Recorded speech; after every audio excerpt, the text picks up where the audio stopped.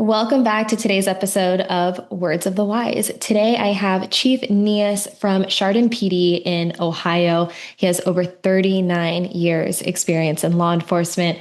Really looking forward to this conversation. We had a really great time connecting offline, and he has some really interesting things to say about wellness and leadership. So welcome to the show, Chief Niehus. Thank you so much for being here today. Hi, Paige. Thank you for having me. I'm honored to be here, and I'm really looking forward to our conversation today. I'm looking forward to it as well. So I was hoping we could start with a little bit of background on you. When I was confirming all of my stats and details offline, I said 39 years, and you're like, has it really been that long? And I agree with you. I feel like we blink and, somehow we're all grown up. But how did you get started in this career? Maybe give us a little bit of background on you. So, actually, how I originally got policing was not something that it was something I considered, but I was more dismissive of it at the time. But out of high school, I'd planned on going to the military, and this is probably a story you've heard before. I got hurt playing football my senior year. Military was kind of out of the question at that point. I'd had two surgeries, and I was being told that, hey, you're going to have to be cleared by your doctor as well as a military doctor. So I ended up going to college. My dad had been a policeman or was a policeman. In fact, he was the police chief in Chardon, where I'm currently at, when I was growing up. So there's lineage in the background there. I'm second generation. And so anyway, I was home for the summer I had gone to school. So this would have been the end of my sophomore year in college.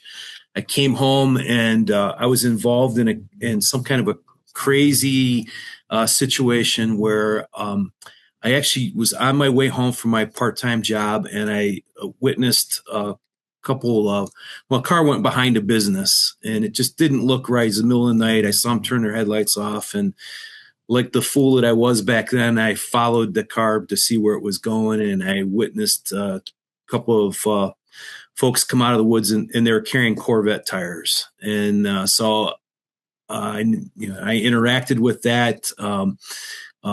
I ended up doing something that I would not recommend to anybody listening.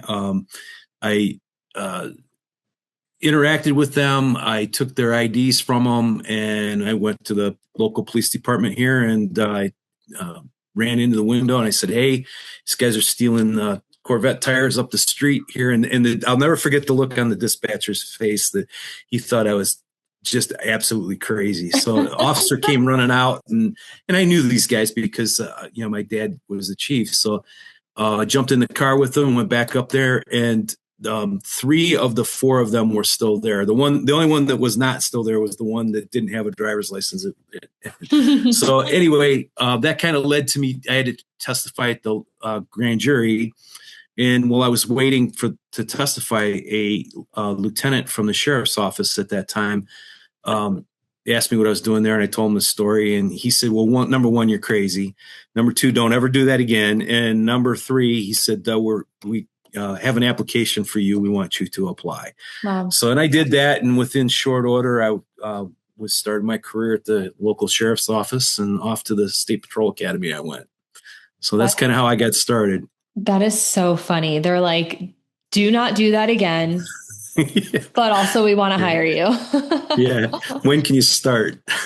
Wow. It definitely, when I look back at it, especially knowing what I know now, it's just by the grace of God that, I didn't get jumped and attacked, and because at least one of the guys had been in prison. But fortunately, everything, I'm a firm believer that everything happens for a reason. Sometimes we may not know what that reason is in the moment, but that put me on a course that sent me, gave my life and my career direction. So here I am. Thank you. Thank you for sharing. Throughout the entirety of your career, if you could pinpoint maybe one thing that you're most proud of, what would that be? I think if I had to say that there's the one thing that I'm most proud of, I would say that it's that I've successfully navigated my career to date, and I've been able to raise a healthy family. And my boys, I have two boys. They're both adults now, and they've both moved on into their careers. And we successfully navigated that process. And And as you know from the number of interviews you've done, that sometimes that's not real easy. And there were a lot of challenges along that way. But that's the thing I'm probably the most proud of. And then right there with it is that the number of officers that I've worked with and both not only worked with, but for that just, that, and some of those officers have, they'll come back and tell me about something that I did for them during the time that we were together that was meaningful to them. And so that's rewarding when that happens. Do you know the actress Catherine O'Hara? Sure.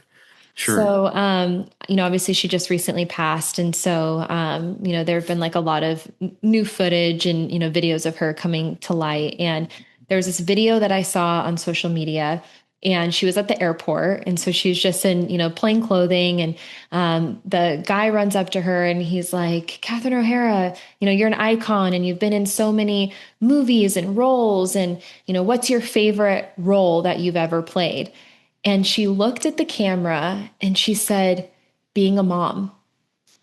And I thought that was such a cool statement. And I think that that's exactly what you just did too. I asked the same question. I was like, throughout your career, and you're like, raising a good family, being able to successfully be there for my kids. And I think that we forget that sometimes, we forget what's important, and we forget to focus on our personal lives sometimes. And we're so focused on our careers, and so I really appreciate your answer. And it reminded me of that, because it was really, when I saw that video of her, I was like, yeah, like that's what it's all about. How can we get to the end of our life and be proud of what we did in our career, but how can we also have something to show for our personal lives too? For sure. I'll be the first to admit, it wasn't always easy. There were a lot of challenges along the way. I made a lot of mistakes, and I can tell you that I cannot preach about work-life balance, because I've certainly screwed that up more than it's funny. This is a funny story. So we used to vacation. We'd take at least one vacation to the Outer Banks every year. The family, we'd take my mom and dad with us. As they grew older, they would go with us, which was great because we had built-in babysitter. But as there was not a trip that we ever made that as a group that I didn't have to stop at work on my way out of town to finish some task or do something that absolutely needed to be done before I could leave.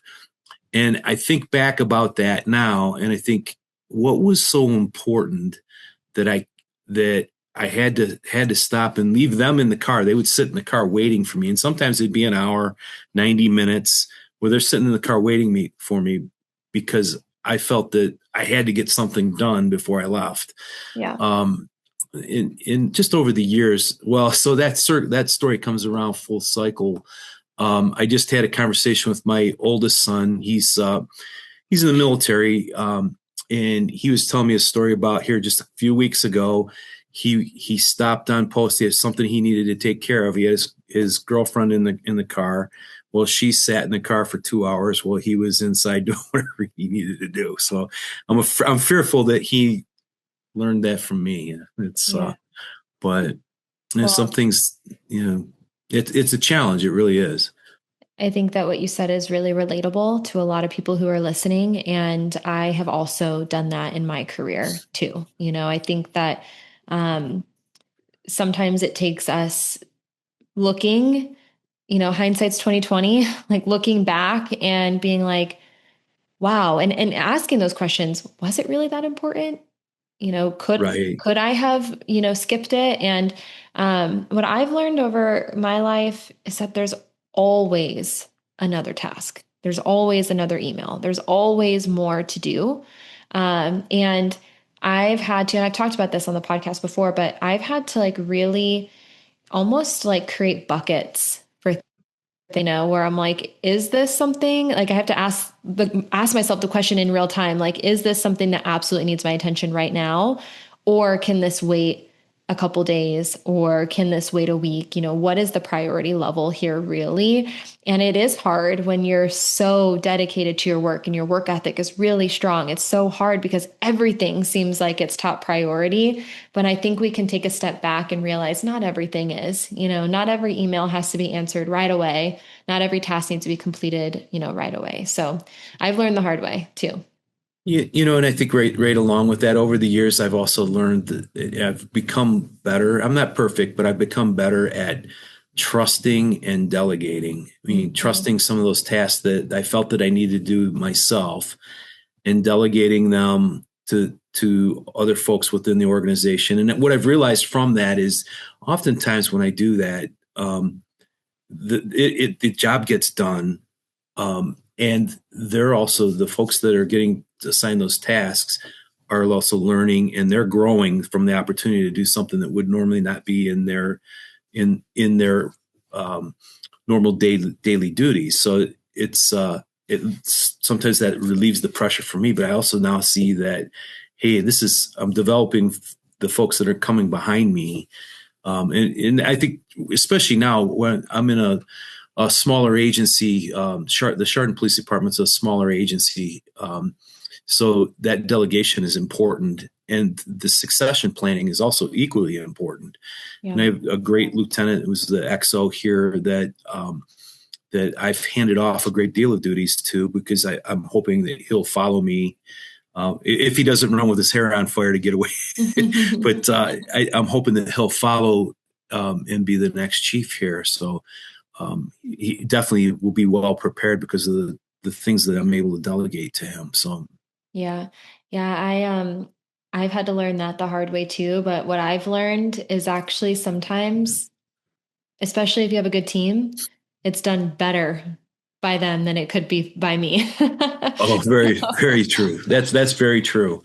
Yeah. And I think that's what we hope for, right? We hope that we have a team around us that are better than us one day, and that can grow, and like you want to see them succeed and to thrive. And then you also are learning from them when people are better than you at certain things, and you're also developing yourself. And so it's a win-win for everybody. But I think we hold things so close to our chest sometimes that we think we're the only ones that can do it and do it well. And then when you start to loosen that grip, you start to realize that the people around you are far more capable than maybe you gave them enough credit for. And a lot of times they do it better. Absolutely. And Paige, I think you just hit the nail on the head, because I've always realized that I have my limitations, and I've succeeded because I've surrounded myself with where I could with much smarter people that do things a lot better than I do. And it's fun to watch them work, and they take things to the next level. And I see that especially now with some of the younger officers that are coming in. They are much, much better at some of the things that, some of the guys that have been around for a while are not. Like anything to do with technology. Now, I embrace technology and I enjoy it, but I'm not as good at it as some of those younger folks that, they were born into it, and now they're teaching me how to do things. Yeah. So it just pays it forward. Yeah, 100%.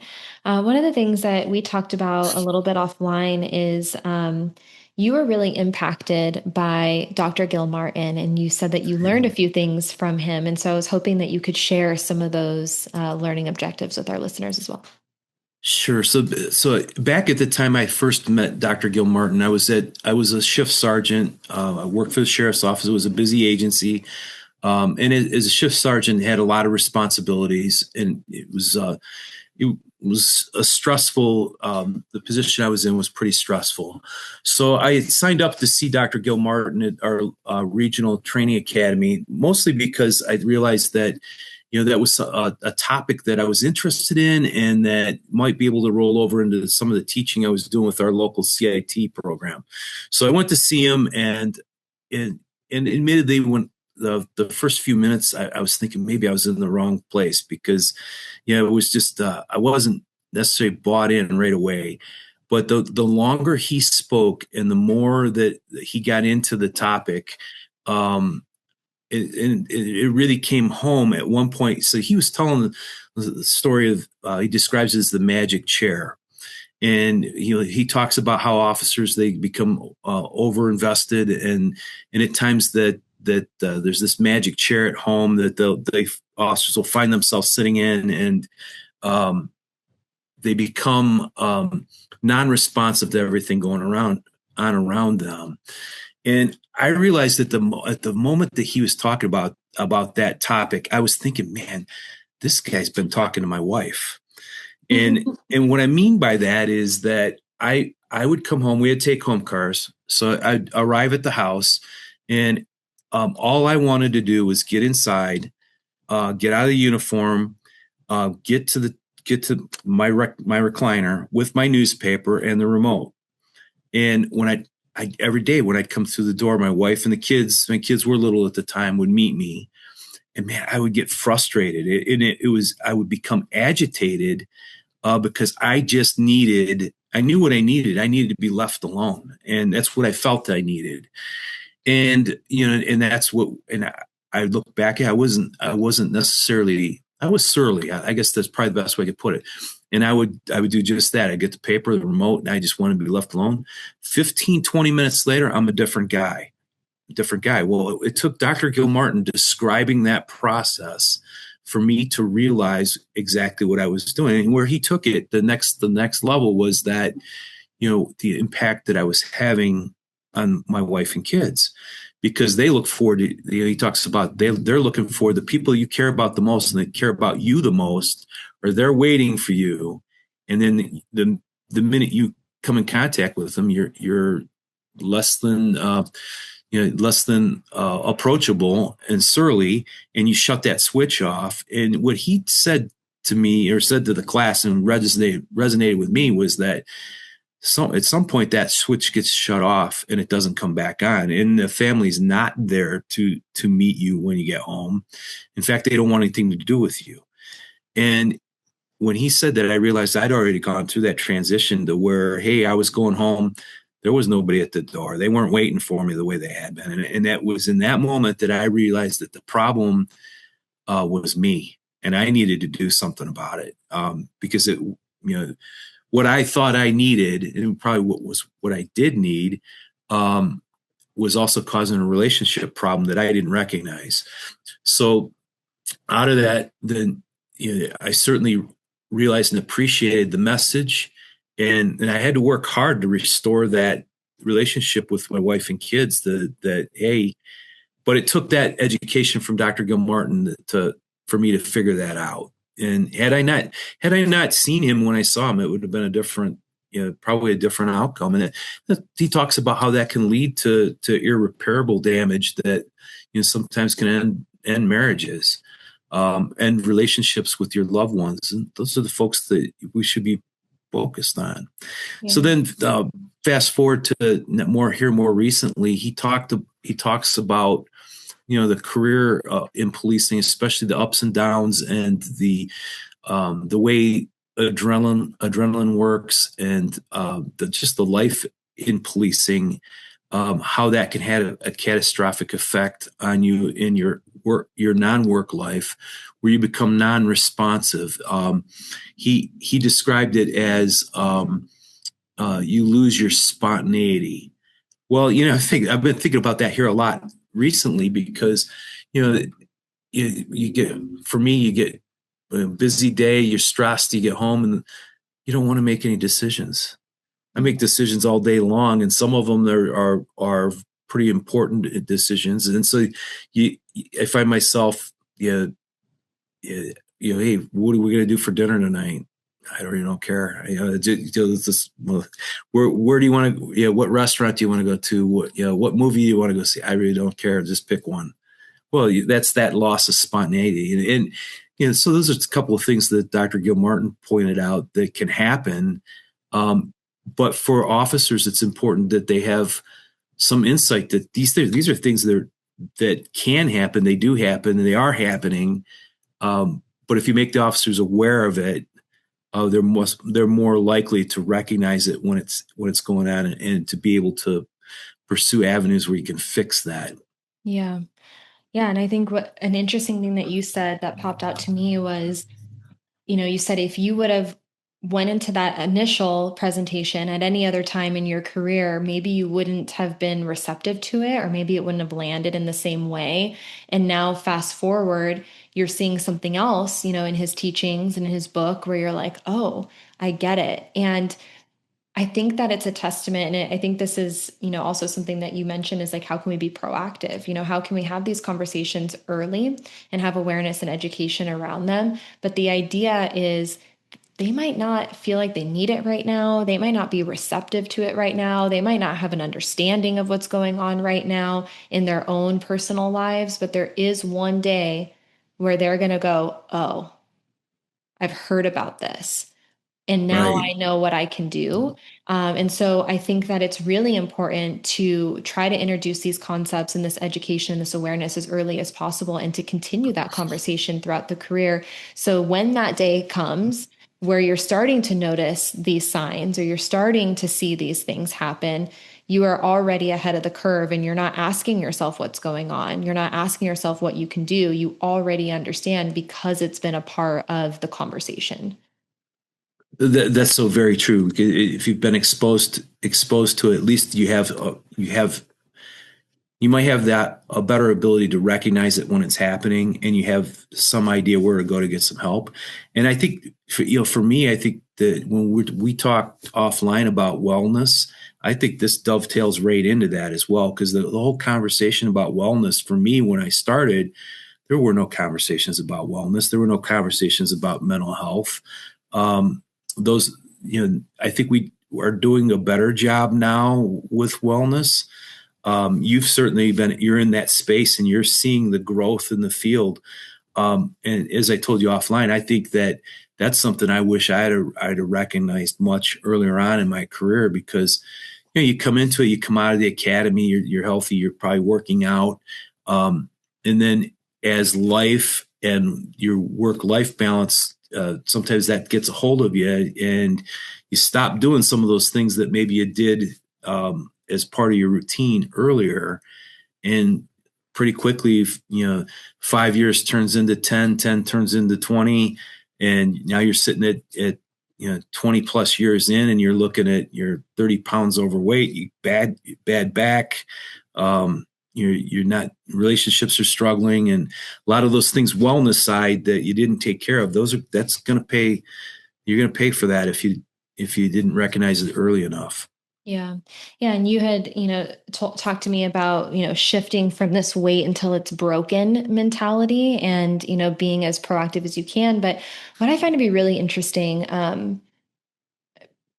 so the conversation now, it's multifaceted, but the conversations that I have, it's, yeah, well, the older guys aren't going to be bought into wellness and the younger guys are more receptive, which I think is actually kind of flip-flopped. I find that the people who have been in this career a long time, maybe not everybody, but a lot of them do have their bad backs, do Yeah. have things going on where they're like, oh, now I want to deal with it, right? Or now I have to deal with it. And the younger generation, while they may be more exposed to it or more open to it, I was doing a briefing roll call training, and it was a wide range of ages, and there was a guy in the back and he was young. He was probably early to mid 20s if I could guess. And he kind of like made like a chuckle in the back and like kind of made a comment to like his buddy, and kind of like elbowed him. And we were going around the room, like, asking questions. And so I was like, oh, did you have, a question? And he was like, no. And he just looked at me and he goes, I'm just really young. Like, I don't need to deal. I don't need to focus on those things right now. And I think that that statement is the challenge. How do Yes. you get people who feel good now to understand that now is the perfect time to focus on these things so that you don't end up in a wait till I'm broken type of mentality? And I think that that's historically what we've all done. I think that it's not a problem until it's a problem. And so to me, I think that's one of the bigger challenges, because when people are in pain or they're already struggling with things, I think they're, more likely to be like, okay, what are those things that can help me? But it's the younger generation that's like, oh, I'm young. I don't got anything yet, so I'm good. How do we get them to take action? Yeah, I think that you just hit the big challenge, because I think you once you wait till it's broken, that herniated disc, or that those bad knees. And then when you're trying to get into shape, you're contending with those as well. So it just makes it that much harder. Where if you started earlier, and you catch that officer that is early on, and you get them to develop a ritual and make wellness as part of their life, and if you can get them to embrace it, they're going to be so much better off when they get further down the line. And I think, for me, I wish I'd been more receptive to that, or more aware of where that could head. Because now I'm looking at, for me, and I think for many other officers, you look towards your retirement. You want to be in good health to enjoy your retirement. You don't want to be going from doctor appointment to doctor appointment, and to get the buy-in from the younger officers, and get them to really realize that, hey, this is a profession that's going to be hard on you. It's mentally and physically. There's things that you can do to extend your career, and to help you finish out, be able to enjoy what years you have after your career. I heard somebody talking about here recently about, you spend 30 years or more in a career like this. You want to be able to get as much out of that pension system as you can. Yep. And and on the medical side of it, on the hospital insurance side, it's getting more and more expensive for the healthcare plans. So I don't want to spend the money I've set aside for retirement on doctors' co-pays and all that kind of stuff. So there is that enters into that conversation as well. Yeah, I tell everybody it is so much easier to stay fit than to get fit. And we can think True. of that like physically and mentally, and we can also think of that financially. Everyone knows like when you're in the hole and you have to like dig yourself out, it's so much harder than to just try to maintain, that health long term. And we all know that, everyone coming out of the academy is in probably the best shape of their life. Right. And so, how do Right. we maintain that? How do we continue with that physical fitness standard? How do we understand that the job is really hard on you physically? It's also really hard on you mentally. And how can we have, like you said, consistency with resources, or a ritual, in your words, that keeps you consistent, understanding that it's important, but it's also easier to stay fit than to get fit. So, Right. obviously easier said than done. And there's a lot of things that kind of compound on you over your career. And, one of the things that we talked about a little bit was a couple things. So, how people start to really create their identity around the career, and that becomes everything. And then also, the negativity, the gossip, the things that happen internally within an organization. Oftentimes, what I hear can be harder or more challenging than some of the negativity that you find out on the streets. And so, what is your advice, or, your opinion on how people can, create more positivity, create a healthy culture within the organization, and how can you not let the career become entirely who you are? So, Paige, I'm so glad you asked me that, because I could tell you that I struggled with that, especially as a shift sergeant. Was where it started for me.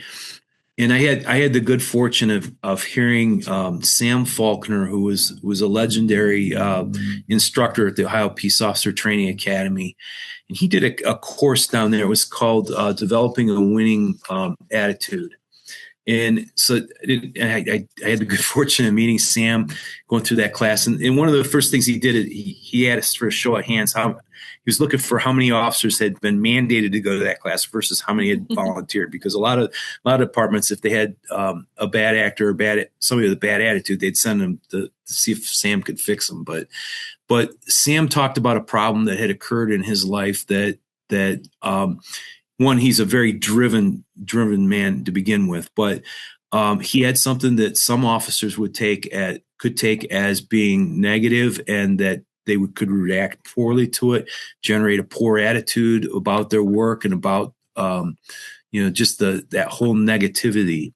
And so he did what Sam does. He developed a course around that. And what he talked about was, we look, sometimes law enforcement can be a really negative profession. We run into people when they're at the worst. We run into people that are going through some really trying things. We see things that ordinary folks many can only imagine. And so then we add to that.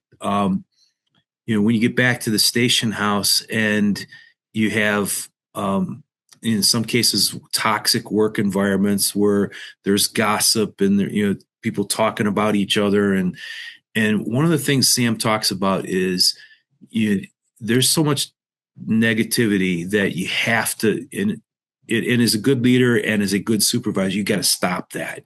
Where if you're sitting in a briefing session, and this is hard, this takes real leadership, and it takes some oomph to do this. But when those kinds of conversations start that aren't business of the day, when we start talking about other people, or we talk about other situations in a less than favorable way, the leader in that room needs to shut that off and call it out. And if you do that, oftentimes the one thing you'll make clear is the officers that are doing it are generally not going to do it around you, because you're going to call them on it.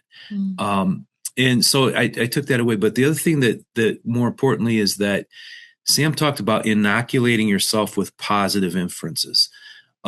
So what he would do is he made a point to be able to recognize those kinds of situations, those toxic situations, and if he wasn't the boss, to remove himself from them, and then as much as possible put himself in situations where you are listening to positive messaging. So back in those days, he was using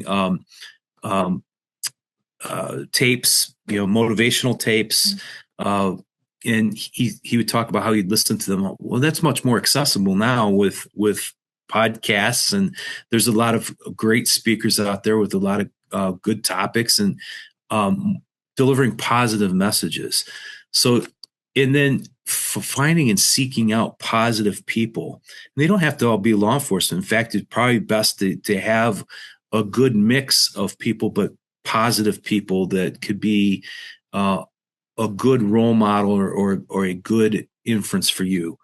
And so I took his advice. So as a shift sergeant, I made a point that when I went back to our shift briefings, if that's one, I told my crew what we were doing.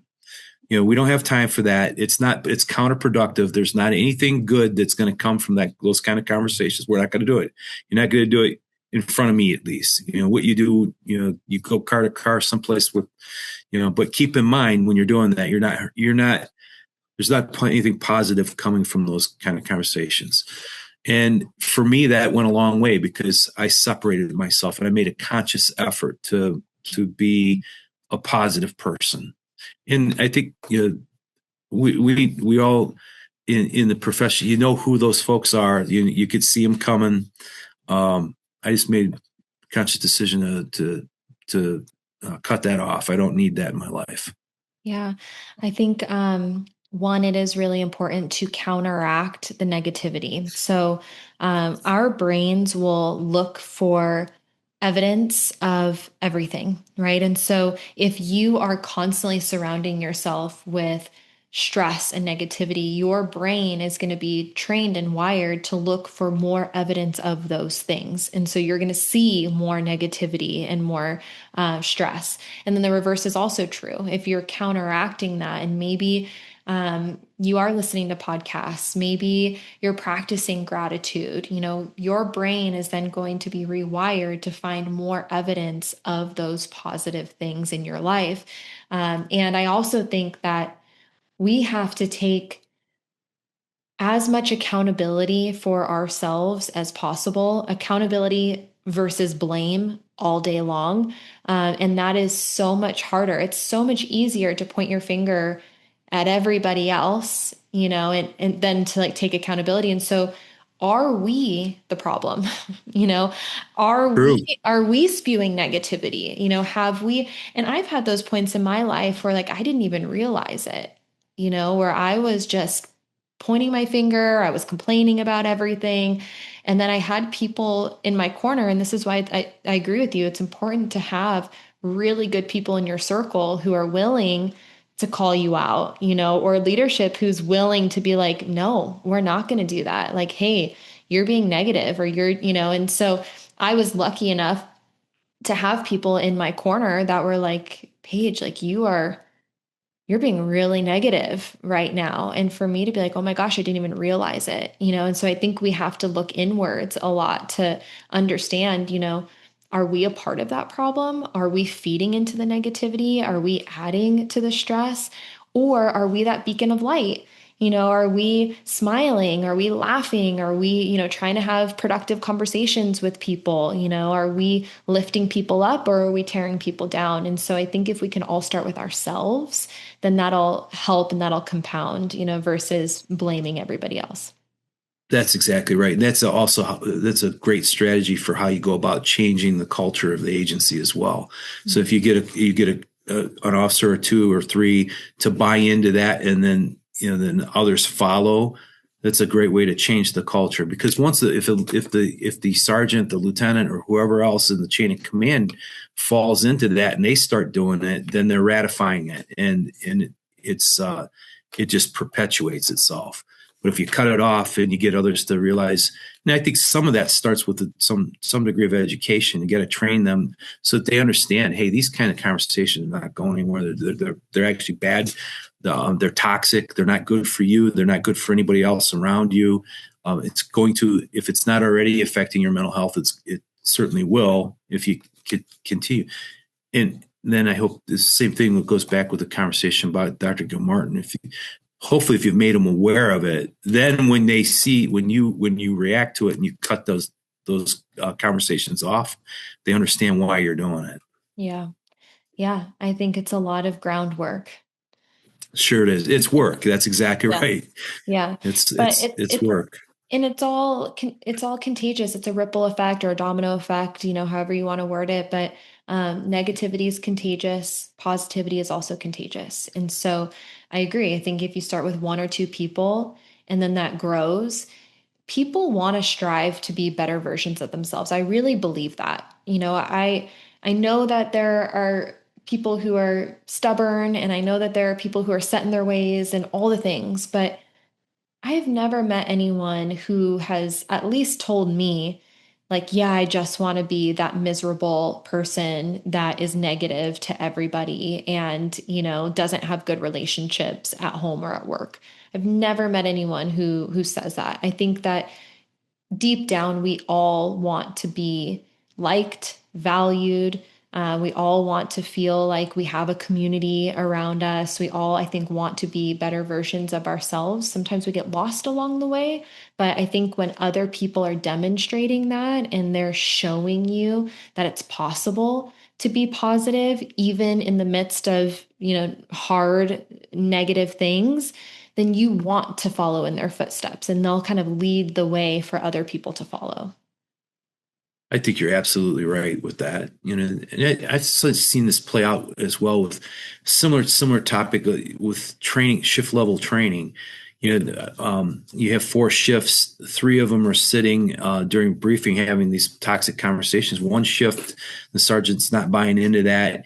He's actually having his shift do trainings during the briefings. And at first, the officers on that shift react. They didn't necessarily like it, but over a period of time, that shift started to excel.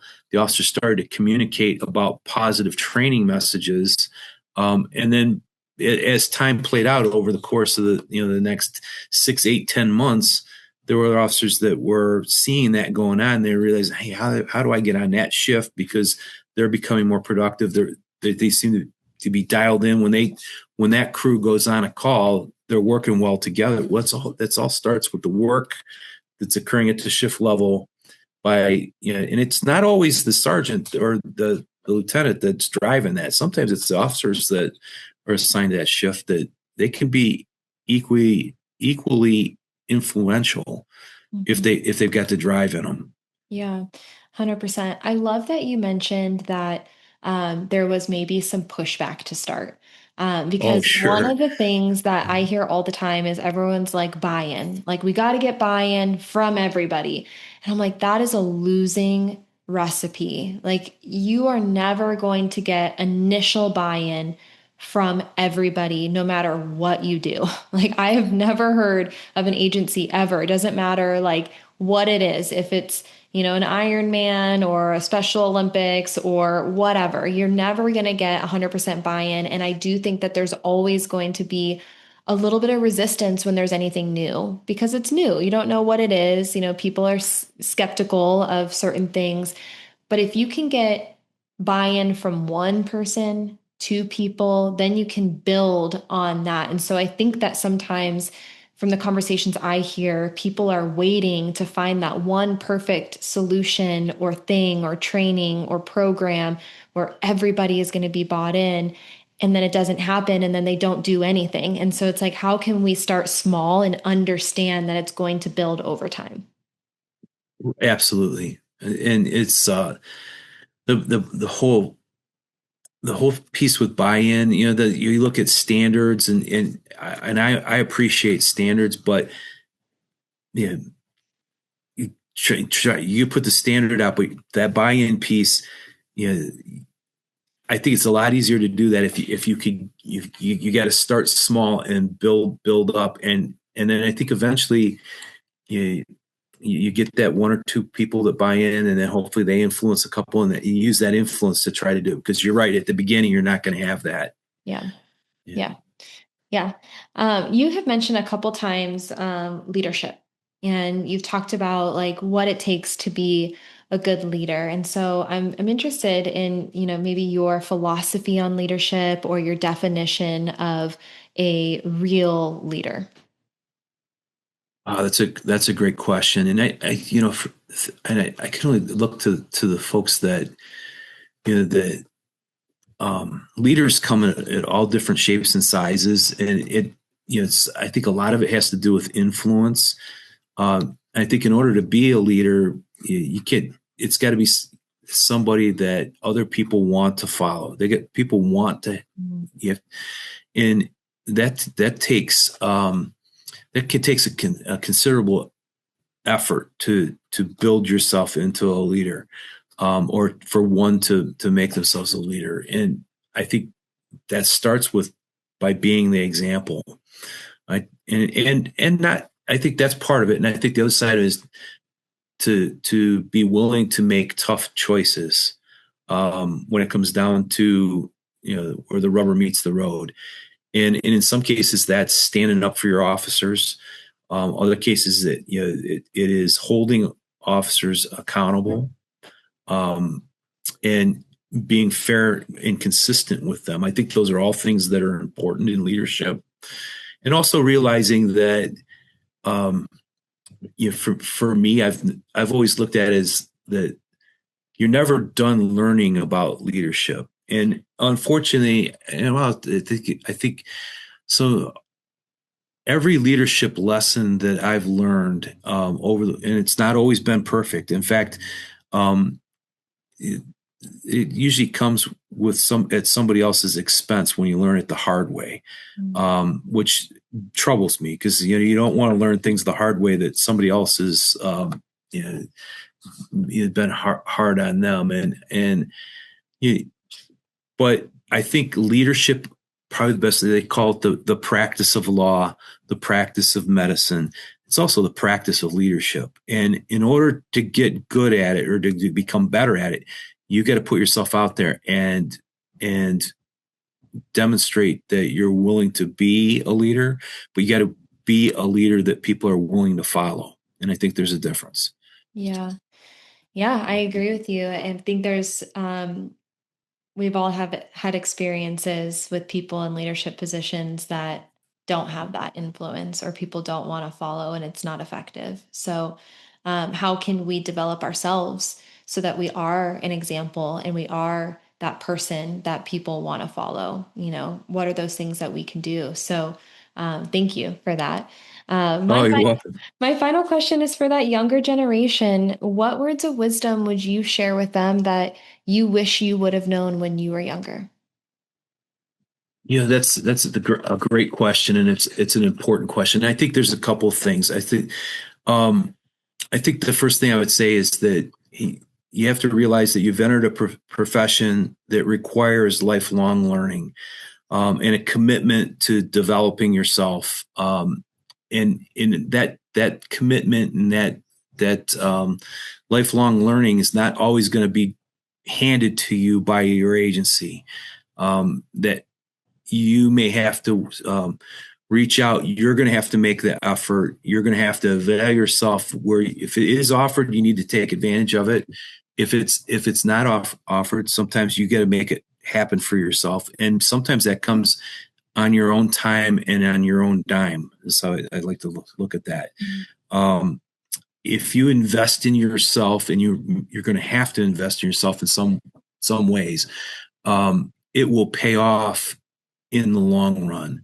And I think that there's, I guess if I was going to, with brevity, if I was going to put it one way, I'd say that there's no more important investment than the one that you make in your family and in your health. Those two areas are going to be important over the course of your career. So I think that's the advice I'd give to young folks coming into the profession. And then I would take it to the next level. There's two pains in life. There's the pain of discipline, and there's the pain of regret.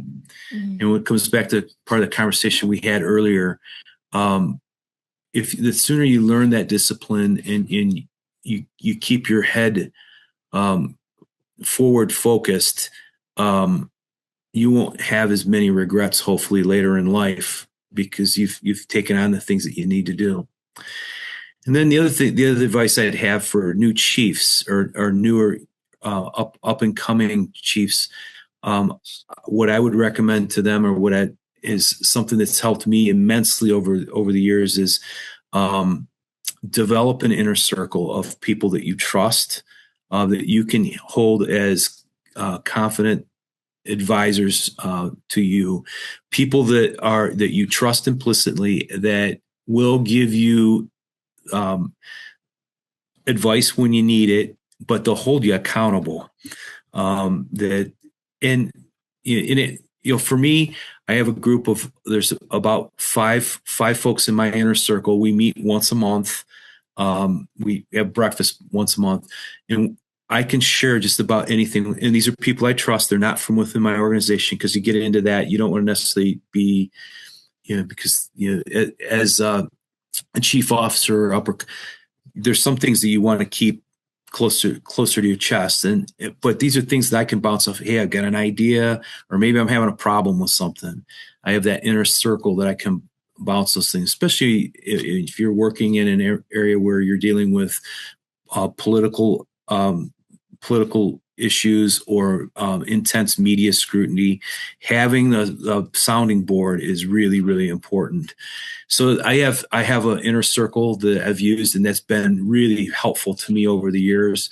And then I also have 3 retired chiefs that came from agencies that were battle tested, is the way I'd put it. They've been through the ringer. Now they're all 3 retired now, but I've had a couple of circumstances in my career that have really tested me. And these are folks that I could reach out to and say, hey, I'm going through it right now. What do you think? And every situation that I've gone to them with, they've given me solid advice. Now, ultimately, I'm the one calling the shots, but having that sounding board and people that you can rely on, it's just really important. So I guess that's, what I would say for new and upcoming chiefs. I love it. I've never heard that before. I wrote this down. I thought that was so powerful and worth restating. You said there's the pain of discipline or the pain of regret. And in That's my mind, it was like, which one do you prefer? right. So, Yeah, wow. and I think so. If you decide you're not going to spend the time in the gym, and you're not going to keep after yourself, don't be surprised when you get to be 45, 50 years old and you got a bad back and things aren't going well, and maybe you get a fatty liver or any one of those other cascading health things going on. It's the pain of discipline, the pain of regret. Wow. Yeah, I thought that was really powerful. Thank you so much for your time and coming on here. I know that I ran you right to the very minute of our scheduled time. So thank you so much. I really appreciate it. Well, Paige, I appreciate the work that you're doing and the message that you're communicating through these podcasts. Hopefully, you're touching and reaching out to a lot of officers that will benefit. I know I have. So thank you for your time. Thank you. I appreciate that.